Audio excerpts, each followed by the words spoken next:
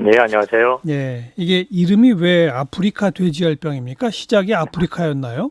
네, 맞습니다. 이게 그 원래는 이제 아프리카 지역이 풍토병이었는데요. 예, 이 특히 당시 처음에는 서부 쪽에 있던 바이러스가 이 선원들의 이제 음식 이런 걸 통해 가지고 유럽에 왔고요. 예, 그게 이제 1900년 시작되면서 그래서 유럽에서 유행하고 또 어쨌든 한 50년대에 마무리됐고요. 예. 그러면서 이제 이 돼지열병이기 때문에 아프리카 돼지열병이라는 이름이 붙었습니다. 근데 아까 1900년대 하다가 뭐 50년대 마무리됐다는 건 무슨 말입니까? 네네. 처음 이제 아프리카에서 그렇게 이제 알려진 게 1907년인가 뭐 이 정도고요. 예, 그게 이제 결국은 유럽까지 오게 됩니다. 예, 그래서 이제 유럽에서 이제 스페인이나 포르투갈 쪽을 통해서 유럽에 유행했다가 한 50년대쯤 돼서 58년 뭐 요때쯤 이제 그 이 질병이 사그러들거든요. 오, 그러다가 이제 사실 지금 요즘 문제되는 이 그 유형의 아프리카 돼지열병은 예, 아프리카의 동부 쪽에서 그것이 이제 한 10년 전에 이 동유럽, 그래서 뭐 예, 그루지아라고 하는 뭐 그 조지아 공화국이나 예, 이렇게 예, 러시아 예, 연방 예, 이쪽에 이제 발병하면서 그게 이제 유럽으로 퍼지고 어, 작년에 이제 중국까지 오게 된 거죠. 어, 그래서 이제 작년에 이제 중국에서 아주 유행하면서 주변 국가들, 다시 예, 말해서 뭐 북한도 뭐 포함됩니다만 그렇죠. 뭐 베트남, 뭐 라오스, 뭐 캄보디아 그리고 뭐 필리핀도 최근에 이번 달에 예. 필리핀까지 이제 확산돼 있습니다. 돼지가 이 병에 걸리면 뭐 거의 대부분 죽는다면서요? 그렇죠. 이게 이제 예전에 아까 말한 그 한 50년대까지 했던 거는 그것에 비해서 지금은 더 훨씬 그 치사율이 높습니다. 그래서 아이고, 뭐 거의 100%로 현재 알려져 있습니다. 네. 어떻게 전염되는 겁니까? 전파되는 겁니까? 이게 네, 바이러스죠? 네 바이러스입니다. 그래서 가장 이게 뭐 공기로 막 유행되고 이런 건 아닌데요. 예. 이렇게 뭐 쉽게 말하면 병에 걸린 돼지와 직접 접촉하거나 음. 거기서 나온 무슨 분비물이라든지 오염 물질을 이제 이 무슨 음식 그 돼지고기를 뭐 요리하고 뭐 이러면서 요리 남은 음식물이라든지 네, 혹은 네. 뭐 여행하는 사람들이 혹은 이동하는 차량이나 사람에 의해서 이제 퍼져나가게 됩니다. 네. 근데 이 바이러스가 굉장히 강하다면서요? 뭐 가열해도 또 아, 예. 건조시켜도 네. 뭐 그 가공을 해도 오래 남는다면서요? 그렇지. 기본적으로 물론 뭐 죽긴 죽습니다만 이 바이러스 자체 생존율이 굉장히 높아가지고 뭐 냉동육 같은 건 뭐 수년을 가기도 하고요. 음. 그래서 그게 더욱이 전파에 중요한 요인이 되고 있습니다. 네, 네. 바로 지난 5월 달에 이제 북한에서 발병을 했고 네, 그동안 뭐 중국에서 워낙 이게 심각한 문제가 돼서 우리 방역 당국도 한다고 했는데 이번에 파주 농가에서 발병한 거 아니겠습니까? 맞습니다. 어떻게 오게 됐다고 보세요? 현재로서는 그 발생한 농장의 그 상황까지 고려했을 때, 굉장히 뭐 사실 예상하지 못한 발생인데요. 예, 그나마 그 높은 뭐 합리적인 추정이라고 본다면 역시 북한의 접경 지역이라는 점에서 예, 이 북한의 뭐 야생 멧돼지나 혹은 특히 이번에 이제 태풍이 왔거든요. 예, 그래서 꼭 야생 멧돼지 아니더라도 그 유행한 북한 지역에서의 그런 질병에 걸렸던 예, 돼지들의 예, 그런 뭐 여러 가지 관련된 물질, 뭐 어, 노폐물 포함해서 이런 것들이 태풍에 의해서 이렇게 날아왔을 수도 있다고 봅니다. 네, 네. 그리고 연천에서도 지금 의심 신고가 들어왔는데 네네네. 이게 그러면 뭐 조금 아까 언급하신 것처럼 태풍을 통해서 어떤 유류물 같은 것이 날라왔다면 네. 광범위하게 퍼졌을 가능성도 배제할 수 없는 거 아닙니까?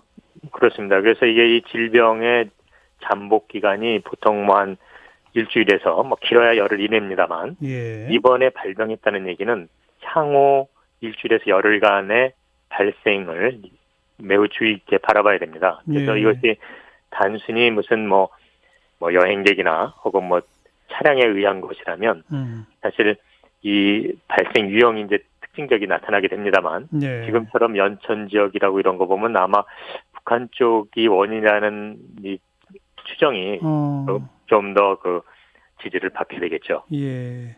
게다가 또 태풍 말씀하시니까 네네. 널리 퍼졌을 가능성에 대한 우려가 더 커지네요. 그렇죠. 그리고 특히 이제 접경 지역에서부터 점차적으로 그 확률은 낮아지겠지만 꽤 예, 넓은 범위가 가능합니다. 네. 전파 속도도 빨라요? 이거는 공기는 아니기 때문에 오히려 그 점에서만 본다면 조금 안심이네요. 맞습니다. 어떤 이 어, 이동 통제하거나 뭐 자연에 의한 건 어쩔 수 없지만요. 예, 이런 예, 이동 통제나 이런 거에서 충분히 막을 수 있는 질병입니다. 네. 백신이 없다면서요? 또 치료제도 없고? 네, 그렇습니다. 이게 뭐 사람들은 1900년대 초에 발견됐는데 왜 백신이 없나 이렇게 생각할지 모르지만 사실은 조금 전에 말씀드린 것처럼 이게 실제로 이 문제된 거는 10년도 안 된 거고요. 네. 또 그러니까 변종을 자꾸 일으킨 유전 거잖아요, 결국은.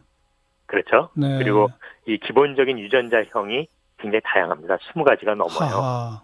그러다 보니까 백신이란 건 그 병원체를 넣어서 항체를 유도시켜야 되는데 예. 그렇게 다양한 유전장이 있다 보니까 충분한 항체 유도를 할 수 있는 백신 개발이 좀 어렵습니다. 네. 그래서 지금까지 몇 번 보고는 있었지만 만족스럽지 못했고요. 예. 뭐 다행히 최근 유럽에서 이제 유효한 것이 개발됐다라는 소식은 있습니다. 뭐 개발만 된 거지 아직 상용화되지는 않은 그렇죠. 단계죠. 상용화되기 위해서 뭐 한 1년이나 2년 기다려야 세상. 되겠죠. 정부는 지금 48시간 전국 가축 이동 금지 명령을 내렸고요. 네네. 또 지금 해당되는 농가의 살처분, 방역 이런 대책을 내놨는데 어떻게 네. 평가하십니까? 네, 그거는 뭐 이미 국제적으로 권장된 음흠. 그 내용에 따라서 한 것이기 때문에 뭐 굳이 특별한 어떤 문제점이 있는 것 같지는 않습니다. 다른 건 말씀드린 것처럼 이 질병은 이동 자체를 철저하게 막고 예. 특히 사람한테는 이게 해가 없다 보니까 예. 이 사람들이 굉장히 그런 의미에서는 경각심이 없습니다. 그런 돼지 제품 같은 걸 그럼 쉽게 돼지한테 주거나 뭐 본인이 문제 없으니까 그냥 이동을 쉽게 하는데 예. 이 질병은 철저하게 그 점에 대해서 우리부터 조심하지 않으면 왜냐하면 정부 정책이 아무리 좋다 해도 현장에 있는 분들이 뭐 당장 전혀 사람한테 어떤 증상이 없다 보니까 예. 느슨해지거든요. 예. 네, 그 점이 좀 문제죠. 그 말씀을 조금 좀 구체적으로 축산 농가 분들은 어떤 걸 주의해야 하는지, 일반 네네. 국민들은 뭘 주의해야 하는지 좀 정리해 주시면. 네네. 일단 축산 농가들은 뭐 이미 충분히 숙지하고 있을 거라고 생각합니다만은 이러한 그 잔반, 즉 사람이 먹다 남은 돼지 그 성분이 있는 그것을 일종의 활용 개념에서 돼지 사료로 많이 사용했거든요. 그거 안 되죠. 그건 철저히 해서는 안 되고요. 예. 그리고 이 이동할 적에 조금이라도 뭐 왜냐하면 지금은 이 산업이라는 게 굉장히 분업화돼 있거든요. 예. 그래서 뭐 사료 제공하는 것, 약품 제공하는 것, 뭐 이런 시설 제공하는 것 이런 게 다 분업화돼서 내덕으로 연결망이 돼 있다 보니까 예. 쉽게 확산됩니다. 그래서 조금이라도 의심 사례가 있으면 즉시 당국에 이제 보고해서 예. 확인해야 되는 거고요. 예. 그리고 이 정부에서 말하는 여러 가지 그 농장에 이 질병을 방지하기 위한 그 규제까지는 아니지만 권장 사항들이 있습니다. 그거를 반드시 지켜주시면 좋고요. 어쨌든 일반인으로서는 이 해외의 휴대품들 그리고 뭐 이런 관련된 지역의 여행 이런 예. 부분을 지금은 매우 삼가해 주셔야 됩니다. 네. 그리고 뭐 햄이나 소세지 같은 걸로 가공한 상태에서도 몇 년이 간다니까, 그죠? 네네네. 그러니까 그거는 뭐 우리 사람한테는 원인이 뭐 해가 없다고 해서 안심하지 마시고 그런 거에 대해서는 좀 주의해 주셔야 됩니다. 알겠습니다. 여기까지 들을게요. 고맙습니다. 네, 감사합니다. 서울대학교 수의학과 우희정 교수였고요. 이 현장 양돈 농가의 이야기를 듣겠는데 충청남도의 이 농업회사법인 성우 이도헌 대표 연결합니다. 이 대표님 안녕하세요. 예, 안녕하십니까. 충남 홍성입니까?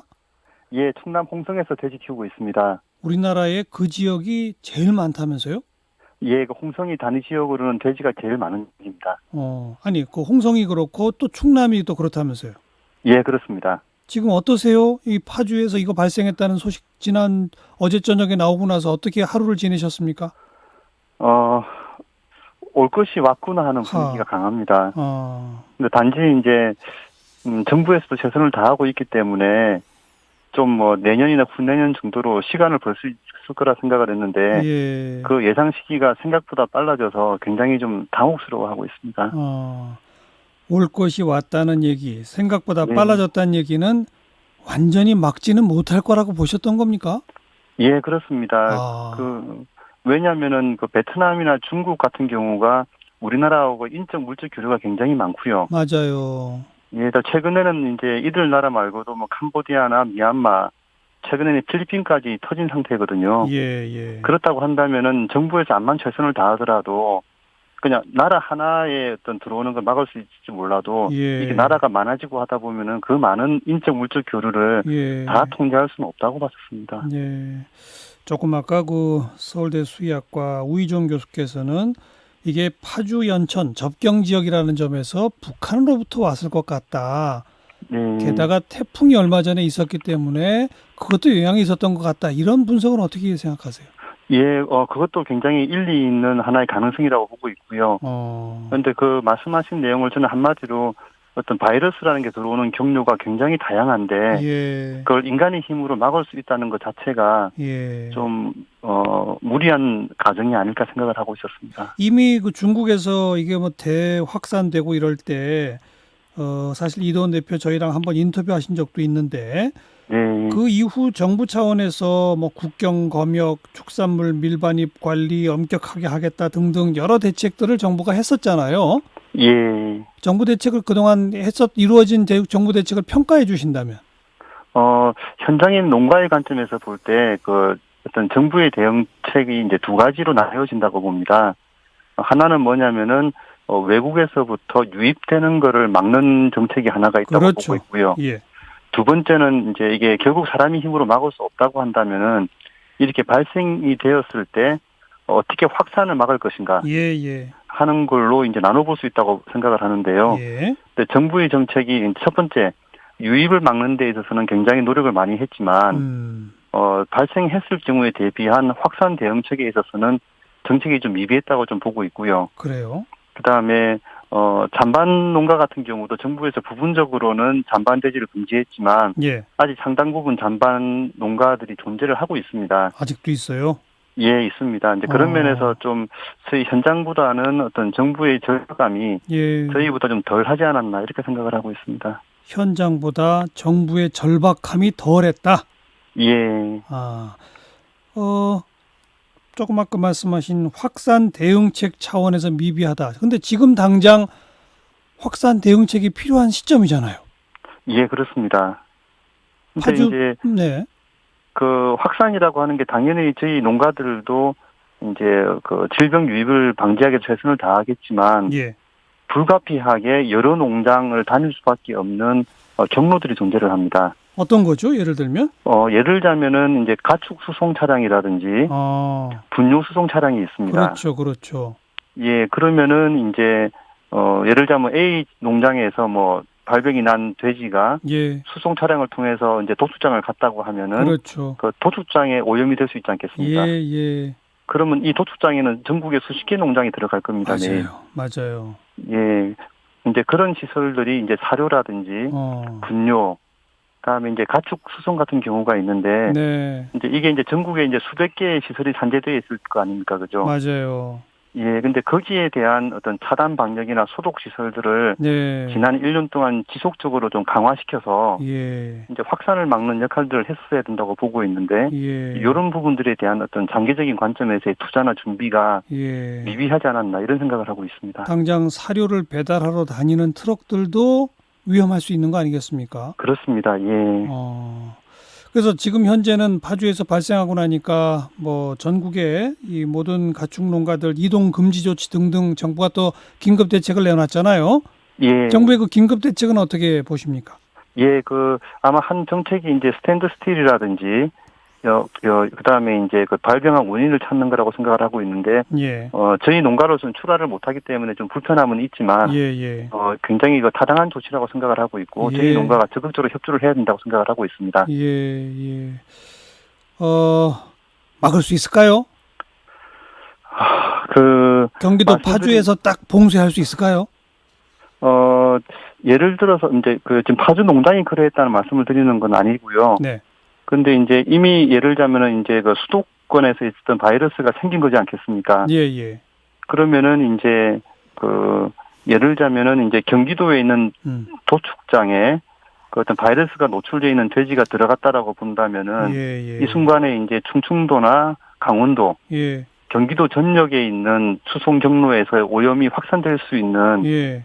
그런 이제 광역화에 대한 어떤 오염이나 그 전염의 광역화에 대한 걱정이 제일 크고요. 그렇죠. 근데 현재 우리나라가 가지고 있는 말씀드린 도축장이나 거점 수독 시설의 인프라나 어떤 시스템의 기능을 볼 때 네. 암만 노력을 하더라도 하하. 확산을 막기에는 좀 미비하지 않나 하는 걱정을 가지고 있습니다. 아주 긴급하게 그런 도축장과 이 농가들 사이를 연결하는 이동 수단이나 이런 거에 대한 긴급 대책을 뭐 할 수 있는 건 없나요? 뭐 최대한 빠른 시점으로 그런 확산 경로에 있는 소독 시설들을 어떤 새로운 표준에 따른 강력한 시스템으로 대체를 해야 될 텐데, 예. 이게 하루아침에 될 수 있는 일은 아닌 것 같습니다. 걱정입니다. 네. 예. 아무쪼록 좀 진정되기를 바라고요. 고맙습니다. 예, 감사합니다. 예, 농업회사법인 성우의 이도헌 대표였습니다.